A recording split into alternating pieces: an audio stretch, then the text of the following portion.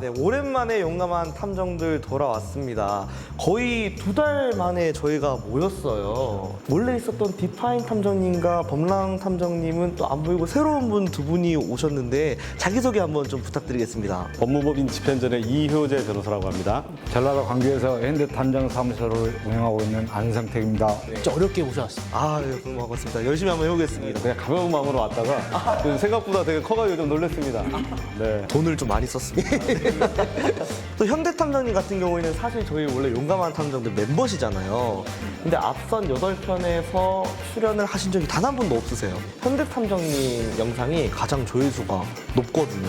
고맙습니다. 실제로 뵈니까 너무 반가운 것 같습니다. 오늘 이효재 변호사님 특집 위법일까 아닐까 시작해보겠습니다.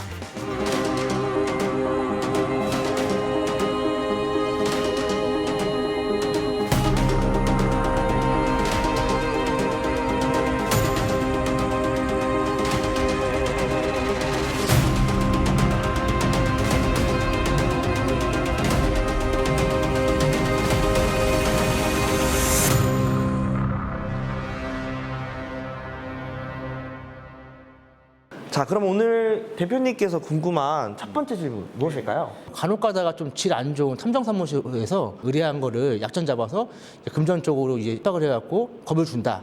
그런 부분들이 많으세요. 탐정사무소에다가 의뢰하는 것만으로도 위배사항이 있나 없나 그런 거 많이 궁금해 하시거든요.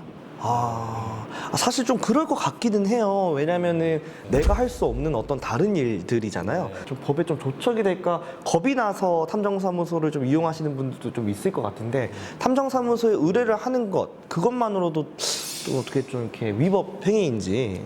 정확하게 하려고 그러면은 이 탐정과 관련된 법이 제정이 돼야 되는데 그런 부분이 지금 현재 논의만 되고 있는 상황이고 탐정이 어떤 신원이나 연락처들을 좀 조사하는 부분들에 대한 금지 조항이 있었는데 그 금지 조항이 삭제가 됐기 때문에 이제 어느 정도는 허용된다. 그래서 탐정한테 이런 증거 수집이나 이런 부분들을 의뢰하는 것이 불법은 아니고 증거를 수집하는 과정에 있어서 위치 추적기 같은 거, 그 다음에 뭐 차량이나 집 같은 데 본인이 없는 상황에서 녹음기 같은 거 설치하는 거. 그럼 저는 또 여기서 궁금한 게 있는데 그러면 제가 직접 증거를 만약에 수집한다고 했을 때 내가 앞에 있고 상대방이 앞에 있으면 녹음을 할게요 라고 얘기를 안 하고 그냥 녹음기를 켜고 대화를 하면 상관없습니다. 합법입니다. 자기가 그 자리에 참여하고 있으면 내가 있으면 타인 간의 대화가 아니잖아요. 내가 참여한 대화니까 지금 이 자리에서 몰래 녹음하셔도 다 합법적인 증거로 쓸 수 있습니다. 오늘 많이 배우세요.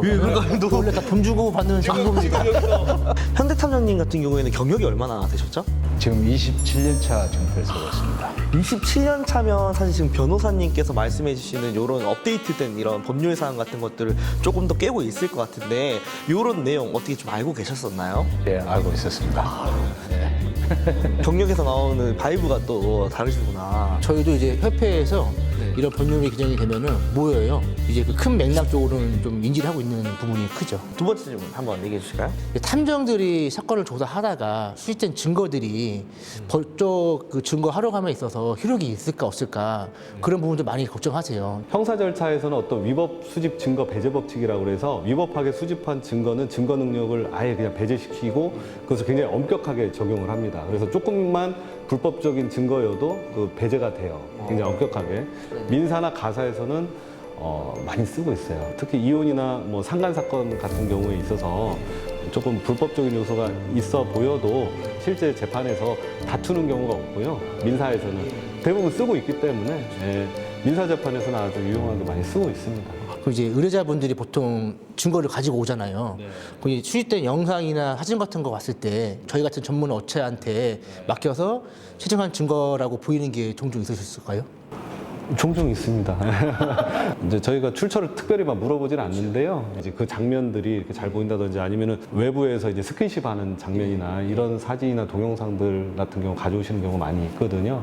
아마 좀 도움을 받지 않았을까. 근데 저희가 미행을 하다가 대상자가 보고 신고를 했어요. 그럼 저희도 스토킹 법에 연루가 될 수 있는 부분이 있는지. 예.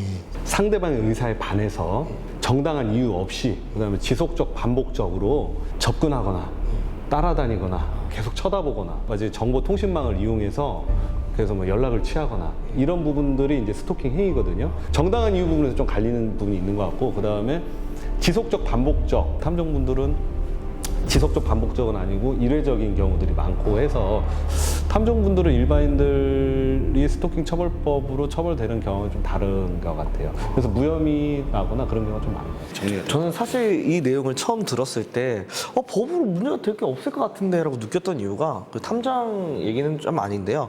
그 요즘 연예인들 사생팬들 보면은 정말 지속적으로 그 연예인들이 싫어하는데도 불구하고 나가지고 영상들 되게 많이 올라오거든요. 걔네들은 안 잡혀가는 것 같더라고요. 법리상으로는 스토킹 처벌법에 해당되겠죠. 반해서 정당한 이유 없이 지속적이고 계속 연락하고 처벌이 원래는 돼야 되는 게 맞는데 근데 연예인분들이 또 그걸로 고소를 하기가 본인들의 수입원인데 뭐 같이 이제 또 고마운 부분도 있으니까 그거를 또 고소를 하기가 또 좀 애매한 부분도 있을 것이고 법리상으로는 해당될 수 있을 것 같아요. 저는 이제 마지막 진짜 궁금한 거.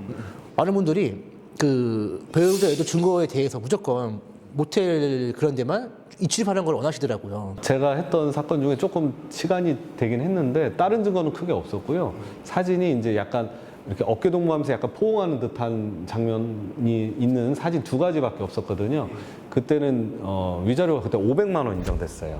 그 위자료 액수에서 차이가 나는 거고. 위자료 액수에서 차이 나는 경우들이 많아요. 그 어깨동무 포옹이 이 정도였어요? 아니면 지금 요 정도. 이 정도예요? 그러면은 그게 한 손 잡는 거는 어떻게 인정이? 손 잡는 것만 갖고는 조금 어려울 수도 있는데, 근데 이제 뭐 A, B, C, D 증거들이 막 합쳐져서 그 중에 손 잡는 것도 있고, 뭐 핸드폰에 뭐 애정 표현도 있고 그런 것들이 합쳐져서 보통 되고, 예를 들어 딱 증거가 저희가 해봤을 때 뭐 손 잡는 거 하나가 있다든지 이런 경우는 거의 없습니다. 그 위자료는 얼마 정도 판결되는 게 보통일까요? 보통 1,000에서 2천만 원 정도가 많아요. 네. 이거 손만 잡고 김대리 열심히 해? 요런 카톡이 왔다 갔다 하면은 1,000만 원인데 김대리 왜 그랬어? 하고 뒤에 하트 붙으면 2천만 원 되고 뭐 요런 느낌. 그런 차이인 거지. 손은 잡았는데. 근데 뭐 그 정도, 그거는 그 정도 문자나 뭐 이 정도 손 잡는 정도로는 그렇게 금액이 안 크고요. 인정이 안 될 수도 있고, 그거 딱 그 정도만 있다면. 손해배상 액수를 산정하는 게 부정행위 기간, 그다음에 만난 횟수, 뭐 그런 것들 가지고 이제 손해배상 액수 산정하는데 어떤 분들은 이제 좀 세게 때리시는 분들도 있고 어떤 분들은 좀 관대하신 분도 있는 것 같고 그 판사님의 개인 성향에 따라 조금 차이는 있는 것 같습니다. 기간에 따라서 또 이렇게 판단 기준이 좀 달라진다고 하셨으니까. 부정행위 기간. 조금 더 외도하고 있어. 그럼요. 네네네. 아예 묵혀두시는 분도 있습니다. 네, 그러니까. 너 알고 있는데 더 해. 그러면서 이제 계속 이제 증거를 더 수집하시는 분도 있습니다. 상간자가 유부남인지 유부녀인지를 몰랐다고 했을 경우 그런 경우는 어떤 경우를 그런 경우도 있거든요. 속이는 경우가 있어요. 나는 뭐 이혼했고 사별했다. 몰랐다고 하더라도 다른 방안들, 뭐 주변 지인의 증언을 얻을 수도 있고 사진이나 이런 부분을 통해서 알 수밖에 없었다라는 거를 입증해서 가능한 경우들이 많이 있습니다. 가장 좋은 거는 뭐 연락으로 오늘 와이프 집에 없는 거 맞지? 나 오늘 간다. 뭐 이런 것들 뭐 캡처본이 있으면은 그럼요. 좀 확실하게. 그럼요. 네, 오늘 위법일까 아닐까 특집 변호사님 모시고 한번 진행을 해봤는데요. 현대차준이 오늘 변호사님이랑 같이 한번 컨텐츠 찍어봤는데 어떻게 좀 속이 좀 후련하게 풀리셨나요? 예, 변호사님이 뭐 정확히 모든 것을 좀 다 아시고 또 얘기를 해주시니까 개운하게 풀렸습니다. 또 용감한 탐정들에 출연해주신 변호사님 오늘 촬영 한번 해보셨는데 소감이 좀 어떠신지? 이제 수백 건의 소송을 해서 많은 경험을 갖고 있습니다. 그리고 아까 말씀드렸던 것처럼 소송을 하면은 증거 수집이 거의 한 80% 이상의 그 소송의 성패를 좌우하기 때문에 전문가들과 상의하시는 것이 굉장히 도움이 될 것이라고 생각합니다. 네, 오늘 위법일까 아닐까 편 정말 재밌게 잘 들어봤고요. 다음에는 좀 더 유익하고 재밌는 영상으로 찾아뵙도록 하겠습니다. 감사합니다. 좋습니다.